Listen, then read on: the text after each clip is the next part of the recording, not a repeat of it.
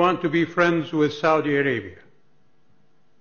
And yet, all Israeli governments are the last of the Western colonizing powers of the Middle East.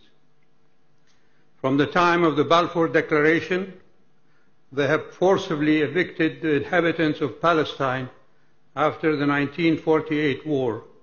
They burned the villages of the Palestinians to the ground.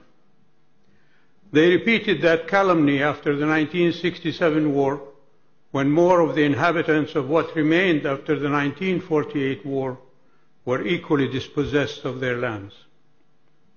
Despite several UN Security Council resolutions rejecting the acquisition of territory by force of arms, all Israeli governments paid no heed to them. They continued to colonize more territory of the lands they occupied in 1967 against the Geneva Conventions.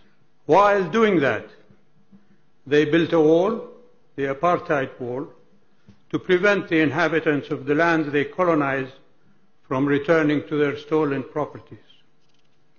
The International Court of Justice issued a ruling that the wall is illegal. They ignored that ruling.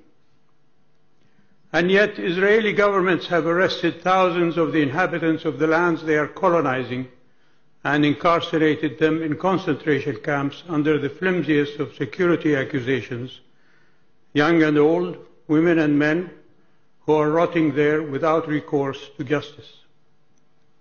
They are demolishing homes as they wish, and they assassinate whomever they